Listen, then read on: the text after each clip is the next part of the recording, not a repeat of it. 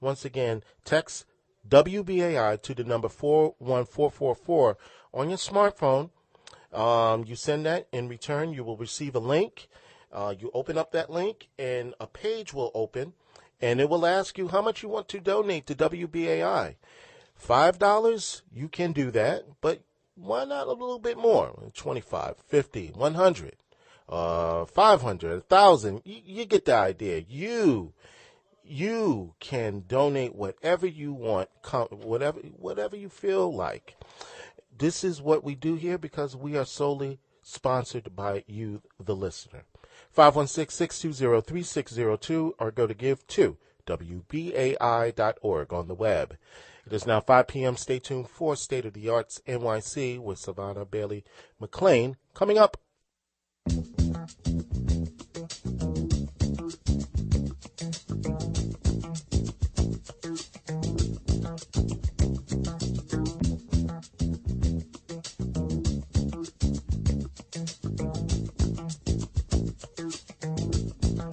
Good evening. This is State of the Arts NYC, where we cover art.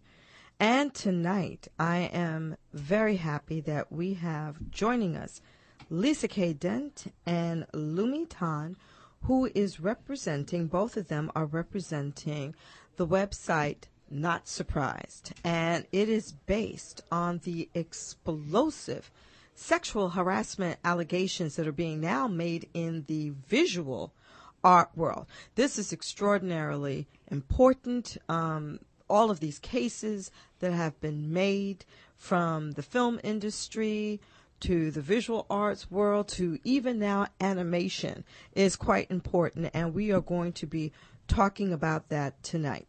So let me tell you about our guests. So Miss Lisa Dent is a cultural worker, and she has been for 30 years.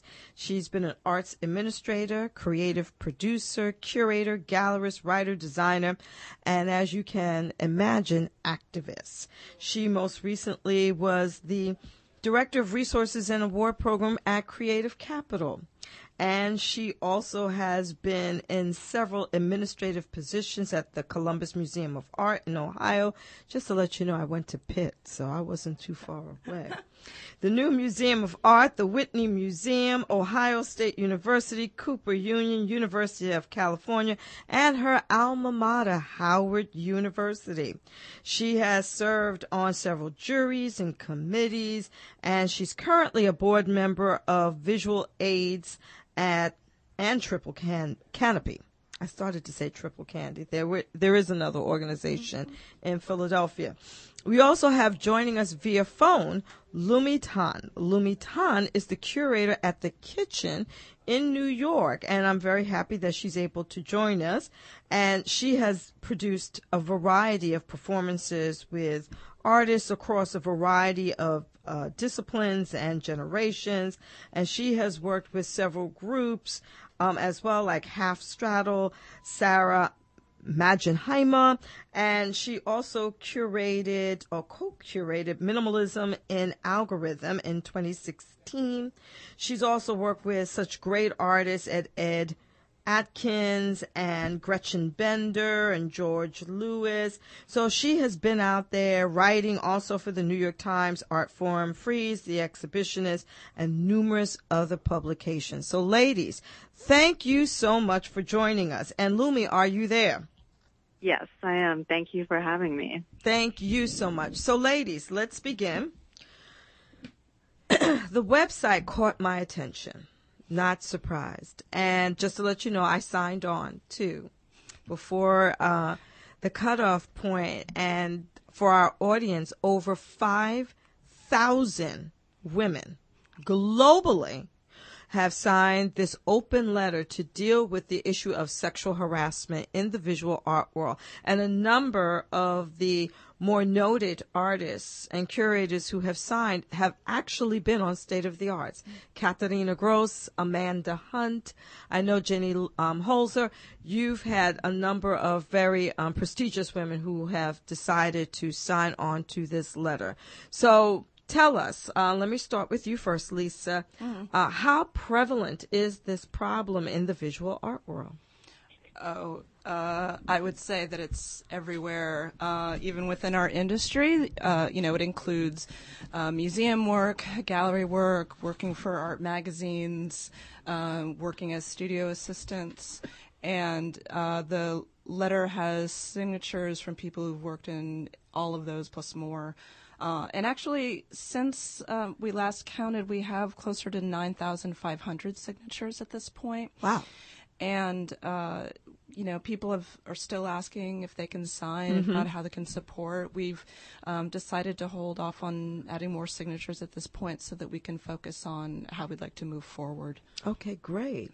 Now, this all began, and I want to bring in Lumi, this all began because a core group of women just decided to talk amongst themselves. Is that correct?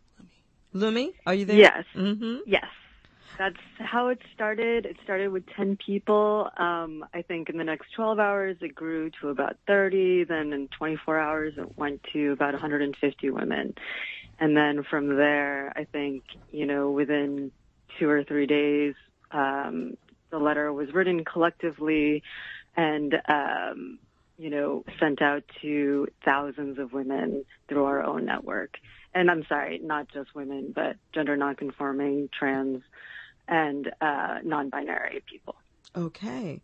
And that's pretty quick to get that many people to respond in such a short period of time. So for them to jump on, that means people recognize that this is a serious problem, and it's been going on for quite some time. Absolutely. We, had people that had questions. They maybe wanted a little bit more information, but there was never a response of, I don't know what you mean. I've never heard of this. That wasn't what we were hearing. We were just hearing people wanting to be clear about what they were signing and what it would mean going forward. Yeah. And so tell us, Lumi, joining you in the conversation, what were you able to tell some of these women as they're signing this letter, the circumstances for which it began, what you hope might come out of the whole effort? What were you able to share with them? For us, it began with a single incident, which was the accusations against Knight Landesman, the publisher of Art Forum, going public, and that sparked the naming of our group, in that this was quite an open secret in the art world. And the letter for us was really just a pledge not to remain silent about these issues, because the accusations around Knight were really not a surprise to any of us. And it's very important to acknowledge that this is a collective effort, and we have many different positions, and we weren't able to address nearly everything we wanted to in one letter, but it was to kind of focus on these very basic issues of harassment that we could all agree on, and to kind of come together, pledge to take action, and to move forward collectively to maintain, greater accountability in the art world for these actions. In fact, I would like to read at least the first 2 paragraphs of the letter, because I think they're very important. It says, "We are not surprised. We are artists, arts administrators, assistants, curators, directors, editors, educators, gallerists, interns, scholars, students, writers, and more, workers of the art world, and we have been groped, undermined, harassed, say it for me. Infanticide, scorned, threatened, and intimidated by those in positions of power who control access to resources and opportunities. We have held our tongues, threatened by power wielded over us and promises of institutional access and career advancement. We are not surprised when curators offer exhibitions or support in exchange for sexual favors. We are not surprised when gallerists romanticize, minimize, and hide sexually abusive behavior by artists they represent. We are not surprised when a meeting with a collector or a potential patron becomes a sexual proposition. We are not surprised when we are retaliated against for not complying.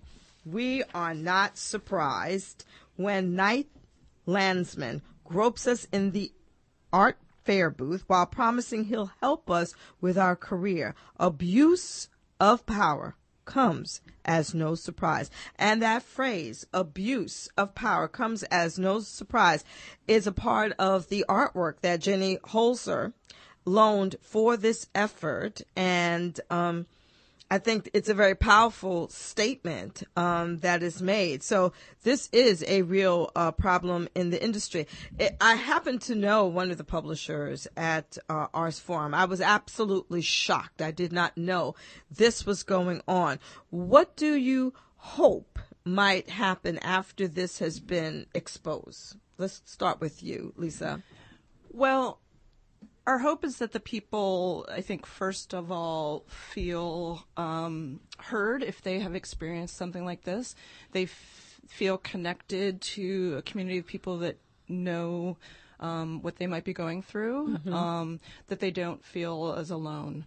And, that it is a call to people to, as Lumi said, to not remain silent, for our colleagues to really think about the behavior happening within their organizations, that, we don't want it to have to get to legal ramifications and to have to file suit, right? That is when it's gone, way beyond what it should be. How can we create a culture of work where women and non-gender conforming people are being heard, and that their experiences are not being minimized in order for, the greater good of an organization. So, Lumi, one of the concerns I have is that in the visual art world, it's mostly family businesses. So therefore, there's a lack of accountability because it's a private business, it's a family-run business, so therefore they feel the sense of entitlement that what they decide or what they do or what decisions are made are theirs alone, and there's no sort of democratic process. As me and Lisa talked earlier, there's no HR department. The buck stops with that family. So do you think that is something that the art world needs to talk about, how maybe these families need to understand the power that they're wielding and how it's impacting others? Yes, absolutely. I mean, this complete lack of regulation in the art world is a major issue. The lack of an HR department, in institutions that you might think are large enough to have them, or, the fact that so many galleries are really just two employees, and, if your boss is the one who's harassing you, who do you go to? You really have no one to go to.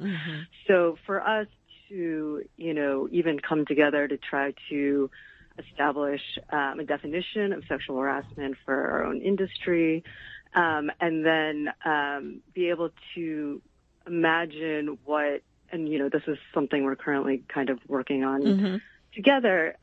It's, what does a real support system look like? Okay. Who can you really talk to? This is something that there's so many young women entering into the art world, and they just have no idea, what the rules are, and we're trying to establish some rules.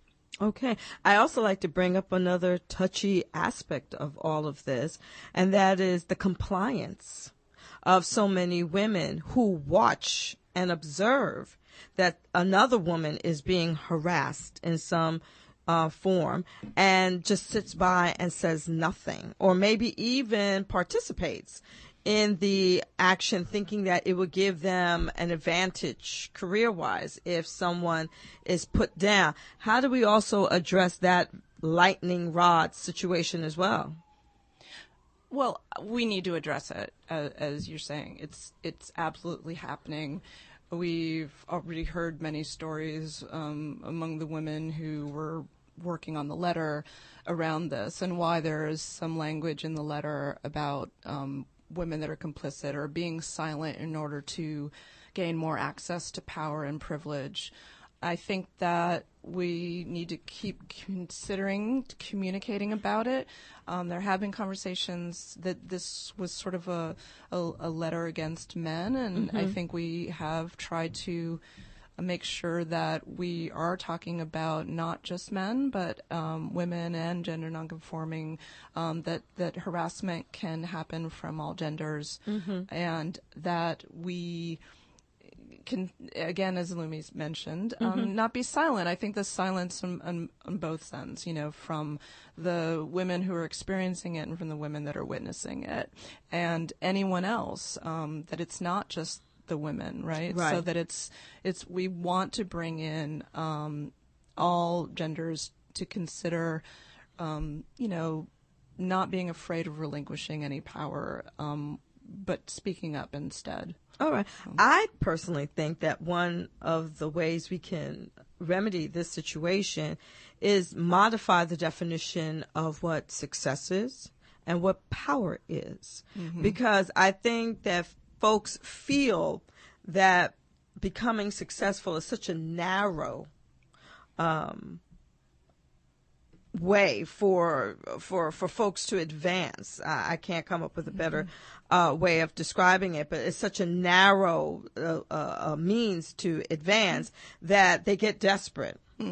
And that brings about that cruelty, and that brings about other types of behaviors, jealousy, envy, that comes out, and people, just worry that they'll never have another day, another opportunity. And I think if we might broaden and show people that there are multiple ways in which one can be successful, that there isn't just one way to the top, or that, perfect title, that perfect position, it might help ease and calm some folks, so therefore they can understand and be more collaborative and more supportive.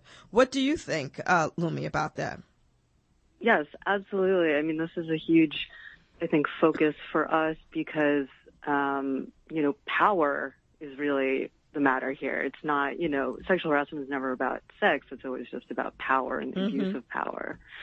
So for us, the media has kind of put a spotlight on these really, big names that have signed on, but we really wanted to make sure that it did address all levels of people working in the art world, because all of us experience this type of behavior. And, we're trying not to kind of work within these structures of established power or success within our own working group as well. So to work more collaboratively, to be more supportive, to have more expanded views of what it means to succeed is all kind of inherent to our own process as a group. And, it's not easy. It's a work in progress. And I think we're all really benefiting as well, working together as we are in our own separate professional lives. That's great. I like this, that people are thinking about it as a process, because right now I see where bullying is on the rise in the United States. And unfortunately, we have national leaders that seem to revel in bullying others, while on the sides of their mouth they're talking about, we need to end cyberbullying, or we need to end all of these other things that are happening. But it's like, but you're still practicing these behaviors. You're engaged. You make a spectacle of it. So I'm concerned too, because bullying seems to be on the rise. In all the conversations that you have, do you see it prevalent around the world evenly, or do you think that there's certain hot spots where there's more of this going on than in other places?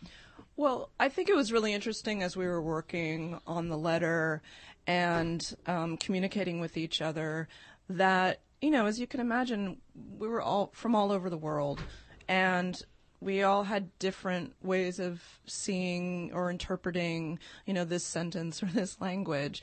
And everybody, there were moments of tension. There were moments where we were, somebody was quick to, want to have it mean this or say that, and other people would have to sort of come back in and say, well, no, because and frankly, I love that this is how it should be, rather than one person saying we're doing this and quick to judgment and bully anyone who doesn't believe it, and then that's the way. And I felt like I was participating in the opposite, right, where we slowed down, we took time to get the letter just as we wanted it, and we were going against what you're describing, which I do think still a lot of men, women, and gender nonconforming people in the art world do model what you described, because that is how they interpret being, professional, being successful. And it does allow some of these moments of gender aggression and sexual harassment to continue, But I really think that the women I was working with were trying to do something else. And why I'm optimistic about moving forward with it, because enough people were aware of these moments and trying to do something in a better way. I like the fact that you said you were slowing down. And tell me what you think, Lumi, as well, because I find that sometimes our society is just moving way, way too fast. And there's not enough time spent on reflection. And if there are these moments where we can just stop, think, reflect, ask, ponder, we might be able to hear, what folks are going through and find, some possible solutions. What do you think, Lumi?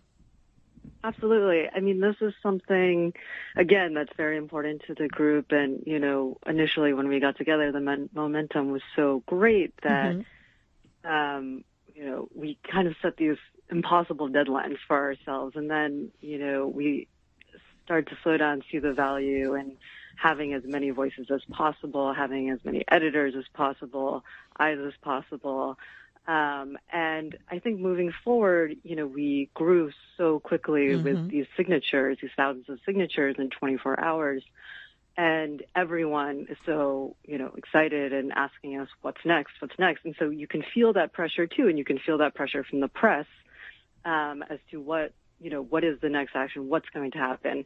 And we're trying to remove ourselves from that pressure so that we can really take time to understand the severity of what we're doing and what we're trying to do. And I think that, with anytime there's a controversy in the art world, and we've had plenty of them this year, there's there's so much pressure to just have a reaction immediately, whether it's on social media or, you're an artist who's been asked, or a curator, a writer who's been asked to write a think piece.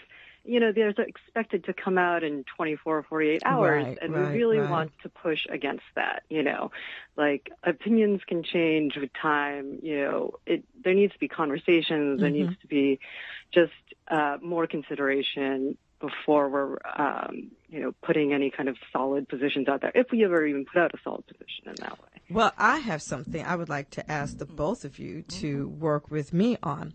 This past weekend, Linda Lochin passed away, and she wrote that important essay, Why Have There Been No Great Women Artists? She sparked a major conversation that still goes on to this day.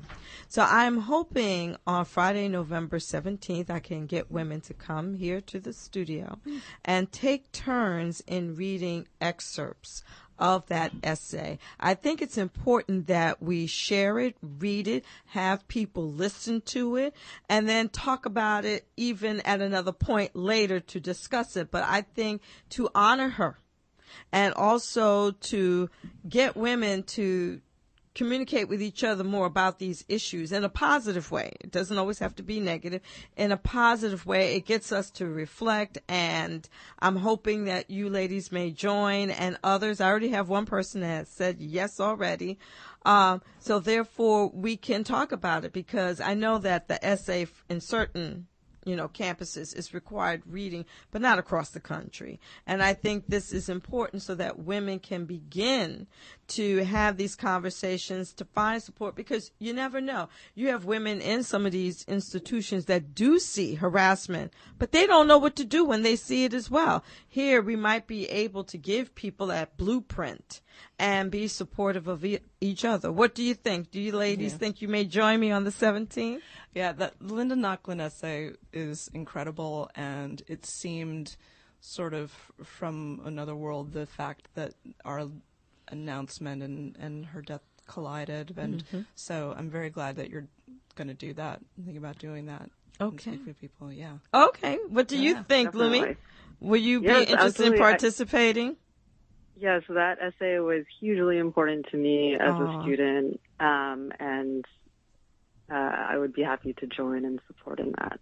Yeah, I just think that it's a positive spin on a very tough subject, and then it could actually bring about, some support for women on various levels in the art world so that they're not afraid.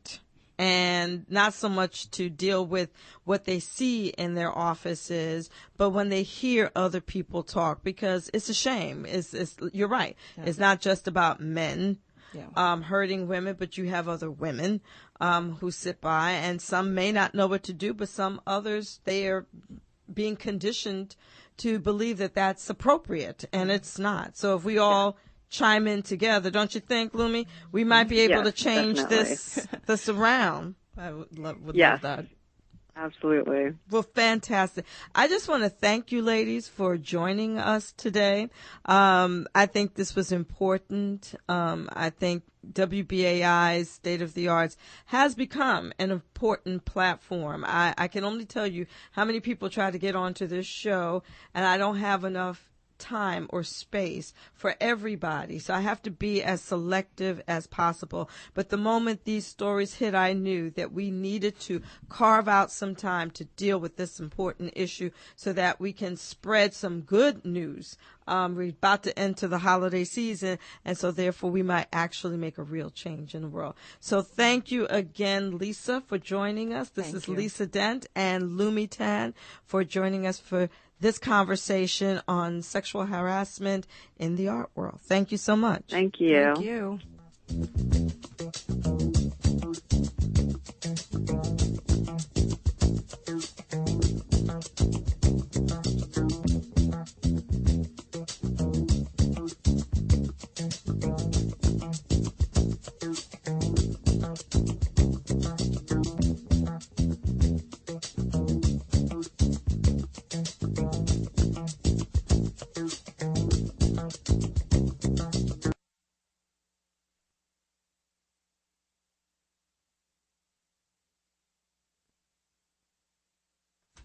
And we are back with State of the Arts NYC, where we cover art.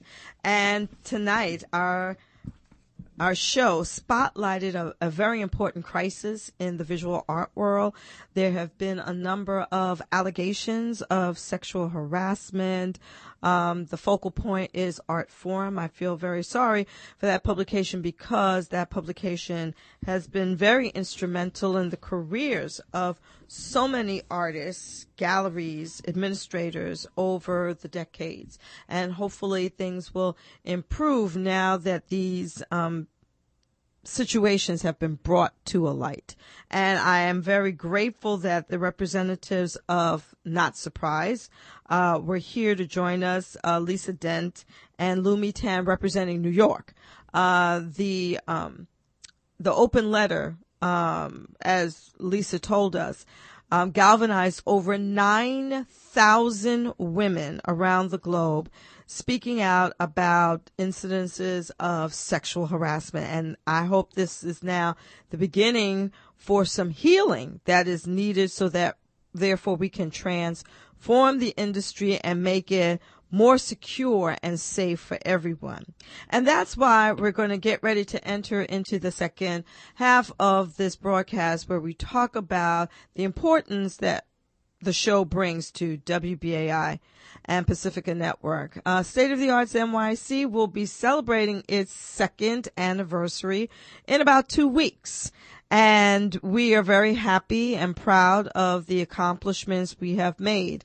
One of the accomplishments is that we have made sure we've offered significant, relevant local news when it comes to the art industry in all 5 boroughs. Very few shows can actually say that, and we're proud to say that. We're also very proud to say that we have made the show as diverse as possible. So we are hearing different types of voices.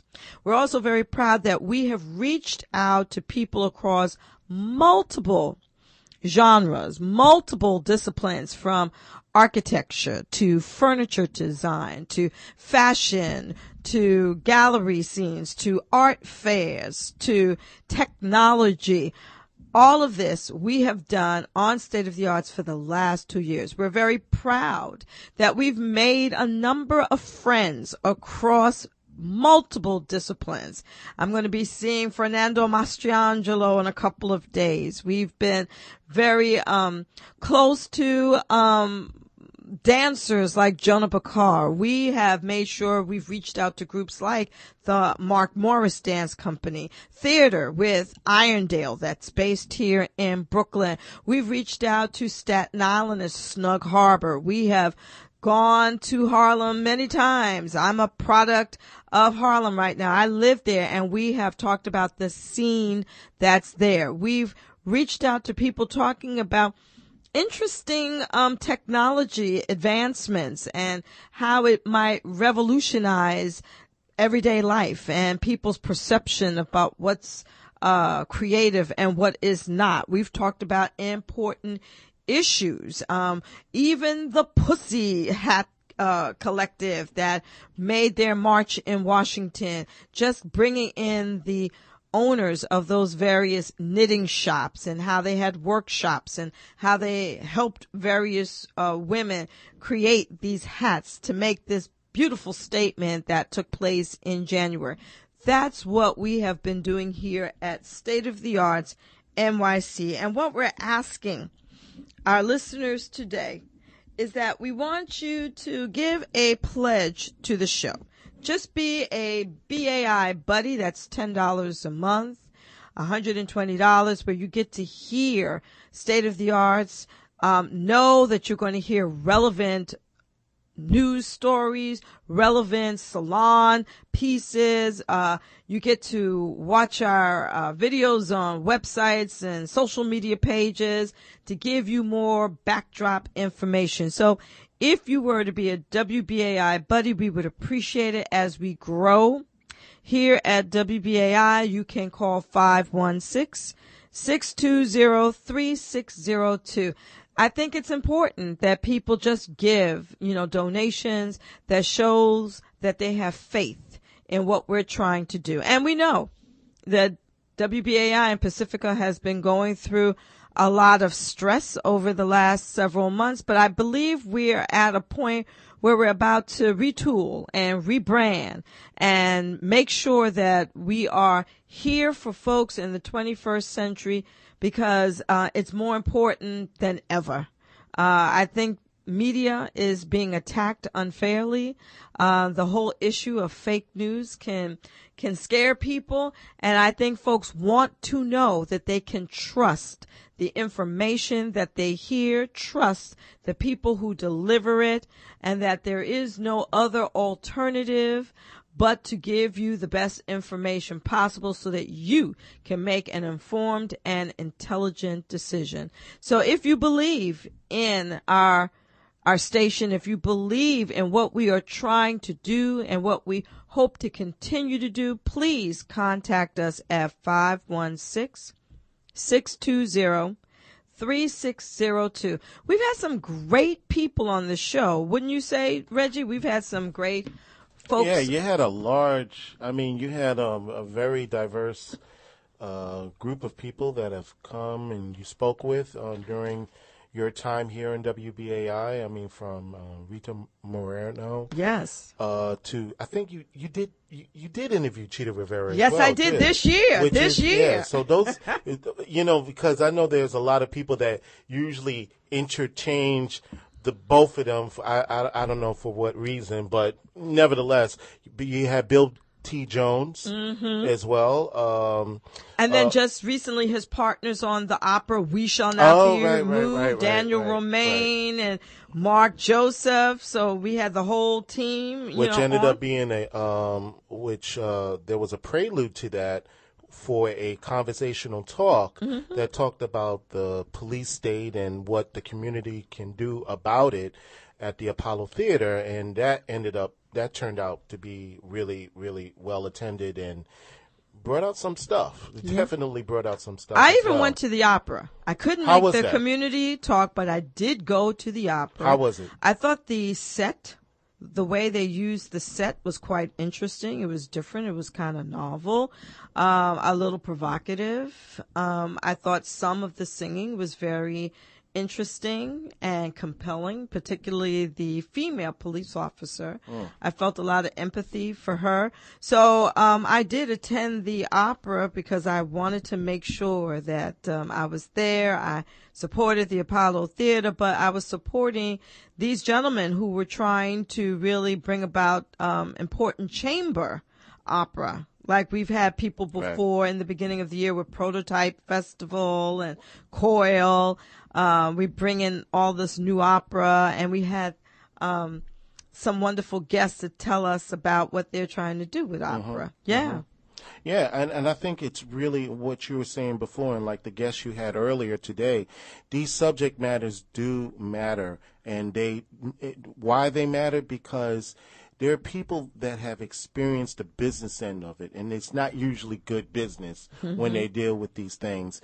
And a place like WBAI will allow this type of this platform allows people to express themselves and speak their truth in a way that really not that many broadcast entities out there can do. I mean, like uncensored, unfettered, and this is part of the bigger narrative of what Pacifica represents as really giving voice to the voiceless out here. And I think what you're doing on your part in giving a perspective of business in the art industry, particularly in the public installation realm of things. I mean, I think there's a lot of people that don't understand that, it is art. It's no doubt. And art is for people to enjoy and to analyze and discuss and stuff like that. But it's also a business as well. Yes, it is, very much. And it's so important to have that perspective out there and shared. And so it gives the listeners maybe a bigger appreciation to the efforts of artists and what and events and what happens here. And here at WBAI, we give voice to that perspective. And it's really important. Which is being lost across the country. Yes. I have been approached by a number of publicists who are telling me that unfortunately in print media, many of those institutions have to lay off a lot of writers and editors. They just can't afford to print the way that they used to. They can't afford the salaries that they used to. And they're cutting coverage when it comes to local news. They're cutting coverage when it comes to art. They're cutting coverage when it comes to design.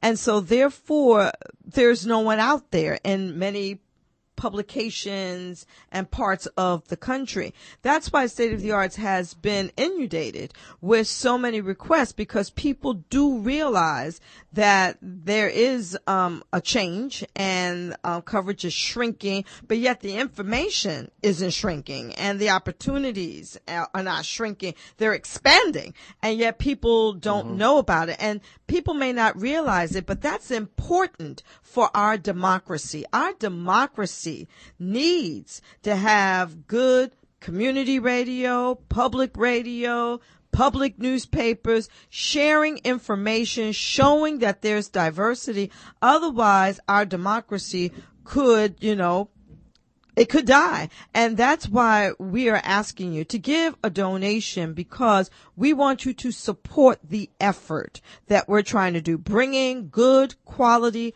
relevant information about the arts, about design, about technology, the intersection of those disciplines, by calling 516-620-3602.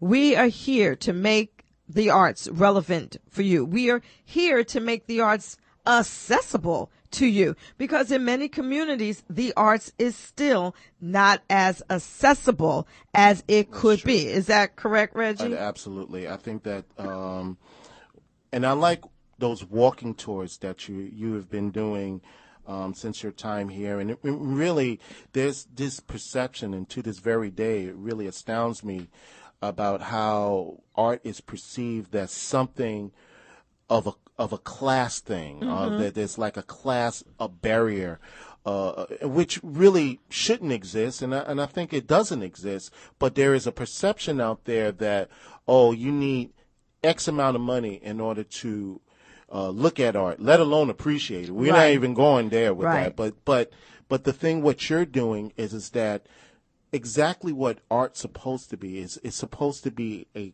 public commons type of thing for people to look, to analyze, to garner inspiration, or or whatever the subject matter is. The thing is that art is for the people, right? And as WBAI is for the people as well, these are the things that we do here in Pacifica, and that's why your program. It is, as you said, that there's people out there that wants to get on this program because they understand the value and the perspective that you're looking at when it comes to programming, when it deals with business and art, or art and business. I mean, something just like that. This fall season alone, we have participated with Asia Contemporary Art Week. That was brand new for us. Going to Asia Society, me bringing interns with me, going to Asia Society, going to the Guggenheim, hearing them share how they're collaborating with smaller groups. So therefore, we can understand the cultures on the largest continent on this planet. I realized for myself, I had a miseducation when it came to Asia. I didn't realize it was broken up into so many regions. You have East Asia, you have South Asia, that's India, the subcontinent. You have Central Asia. Right now it's in the news with all the unfortunate incidences that have taken place in New York. You have Southwest China. You have Southwest Asia, where we know it as the Middle East. And I was flabbergasted because I did not know that the Middle East was on the Asian continent, how it has impacted the world since the 12th century with the Silk Road, and so much that we can learn from those various cultures. That was alone what we did this fall. We are now engaged with TIFA. It just ended, where we looked at a lot of European masterworks and also furniture and jewelry. But it wasn't just to deal with those who are wealthy, but it was to understand some of the works. Still, my favorite is Lavinia Fontana. She was a painter in the, I believe, 15th century, where her father taught her how to paint, and ended up doing various paintings for wealthy women to support her family. And I thought that was great, just to hear, her story. So I got to see a new work at TIFA, and gearing up for Salon and Design, which is coming up in November this weekend. Architectural Design Film Festival, Buddies, where I participated in their Soho short film walk just a couple of weeks ago. This is what we're doing. We're reaching out to people. We're going to places. I'm overwhelmed with all the invitations, but I try to make as many as I can so we can bring them back, if not on the air, on the blog site, on our social media pages, so we can give you as much information as possible. So again, please be a BAI buddy or make a one-time donation to support State of the Arts NYC at 516-620-3602. Just tonight alone are talking about this explosive issue about the visual art world and how we can try to transform it a bit to make it more safe. That alone is worth support so that we can keep coming back to you, keep talking to you, keep sharing to you. Wouldn't you say, Reggie? Yeah, absolutely. I mean, like, as you were saying, that exposing the bullying and the misogyny that is happening in the visual art world, which it really goes to show you that as more of this stuff becomes exposed every day, it really shows you that as many progresses that we have had as society, there's still a lot of things that needs to be fixed. And that includes, and not only for women to speak out as well, but also for men to speak out as well and to say that, you know, I can't be silent and I can't accept these things. You know, I can't give a blind eye to this and say this is how business is. This is wrong. Right. This is straight out wrong. Right. And the thing is that we need, and what WBAI does is that the beauty and the curse of what WBAI is that we're usually on ahead of the curve a lot of times. And when you're ahead of the curve a lot of times, you know, that really shakes up the norm, the status quo of things. And so you're going to be ostracized and be ridiculed and say that, oh, well, you're abnormal. And then start finding out that, oh, well, they were right all the time and we were wrong.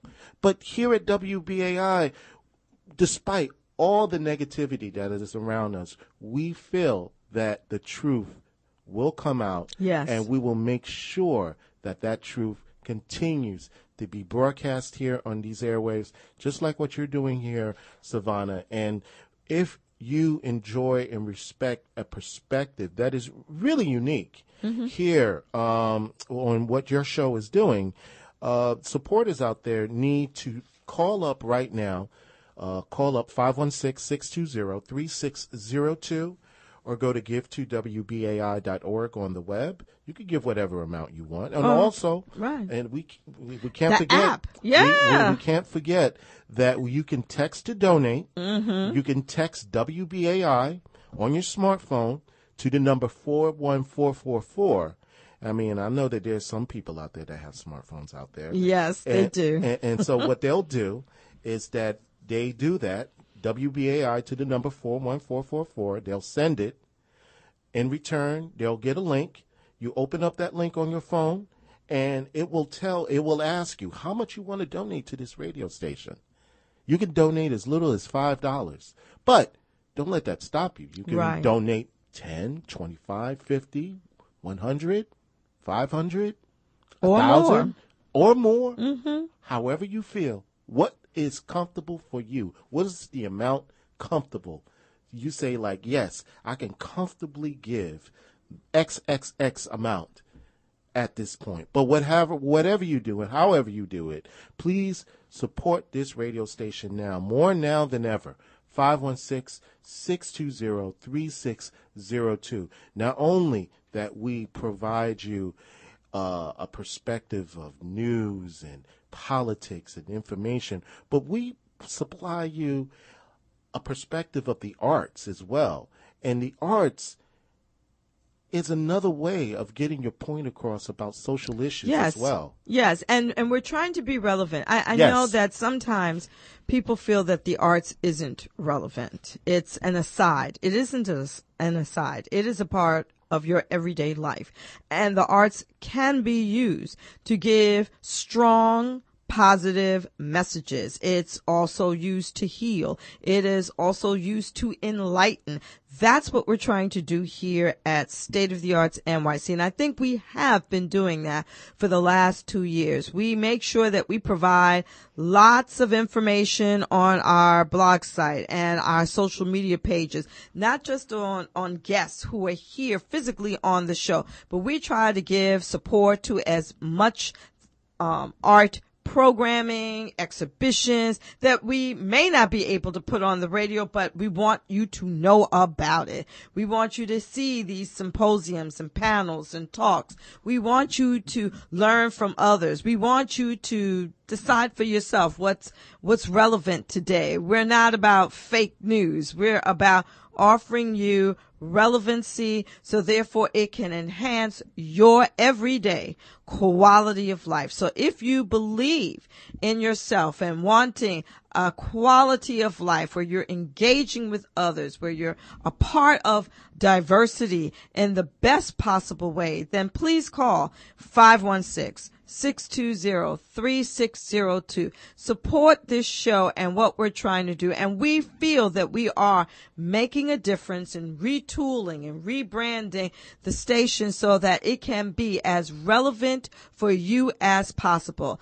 Why else should we be here but to offer you important information, interesting perspective, fabulous people, so therefore you can feel like you're getting the very most out of your everyday life. So again, before we end our program, we're asking you to call 516-620-3602. You can become a WBAI buddy to give a pledge of $10 a month.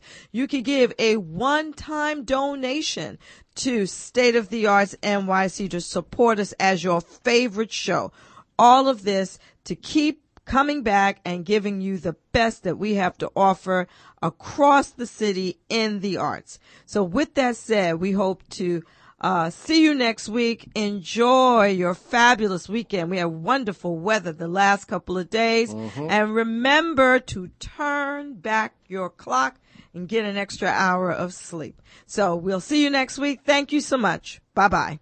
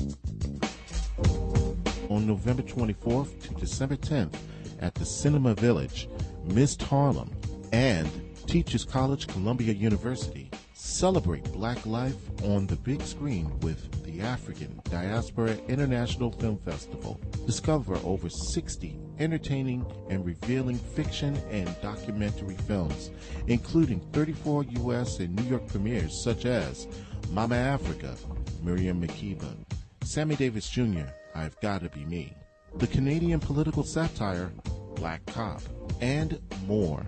The African Diaspora International Film Festival from November 24th to December 10th. For tickets and schedule, go online to myadiff.org or call 212-864-1760. Enjoy your world on the big screen.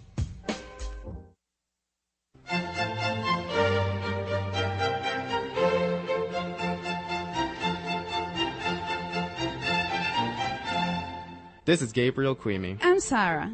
This is a call for artists. WBAI needs your support.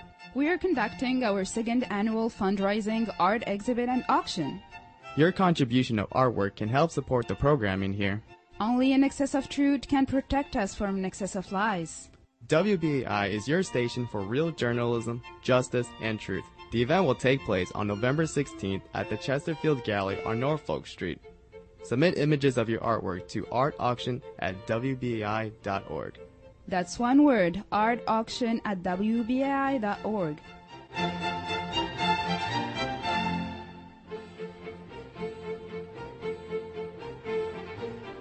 You're tuned to listener-sponsored WBAI in New York.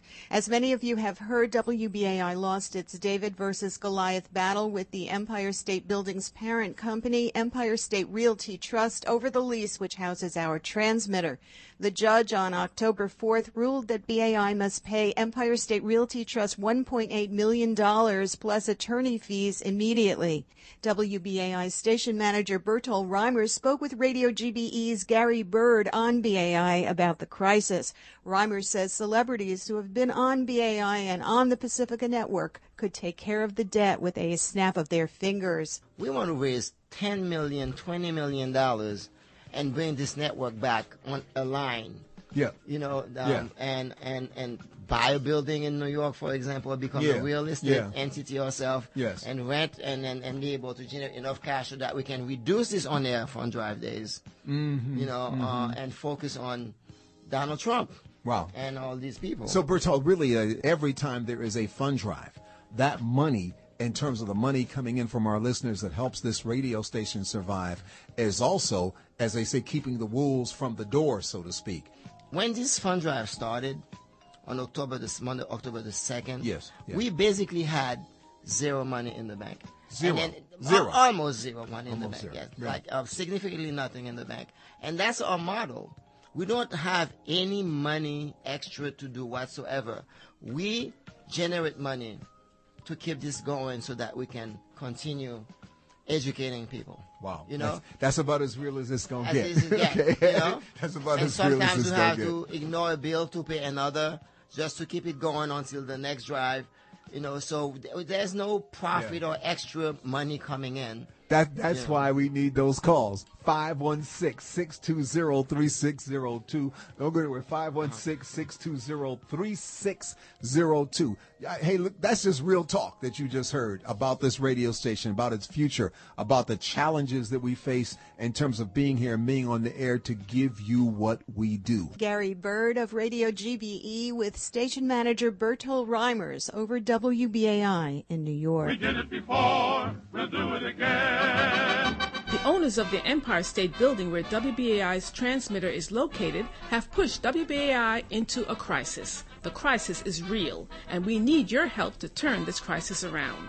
We need your time, energy, and especially your skills. We need you to volunteer to help build our off-air fundraising campaign.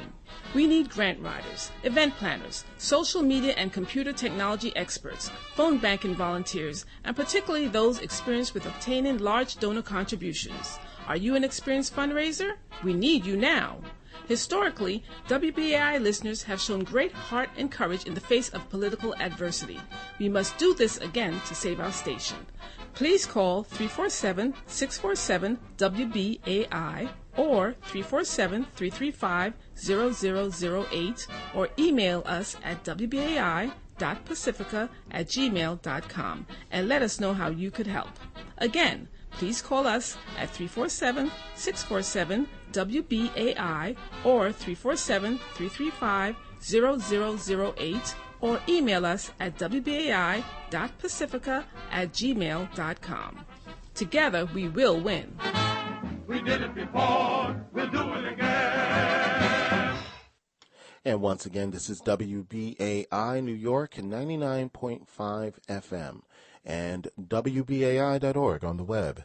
This is a listener-sponsored community radio station providing you a Pacifica state of mind since 1960, and we are closing out our fund drive for fall 2017, raising funds to make sure that this institution continues to provide you information here that you expect from us on a regular basis. The number to call to show your support, once again, is 516-620-3602. Once again, 516-620-3602, or go to give2, WBAI.org on the web. That's give2, the number 2, WBAI.org on the web. And yes, we are in fundraising mode, and it's so important to make sure that independent media continues to provide you a perspective of the world that you will not get from our commercial counterparts. And the news is out about, which is a really good example of why WBAI needs to continue to exist, that DNA Info and the Gothamist went out of business, was shut down permanently. And the Gothamist has been a website that prided itself on reporting on local news, and not just here in New York City, but in Washington, D.C., in Philadelphia, Los Angeles, Austin. Just name your major city, and they have reporters out there to report on what's happening in that particular area. And it's gone. It doesn't exist anymore. And that's a scary thing when an entity of sort goes out of business. Don't let and don't allow WBAI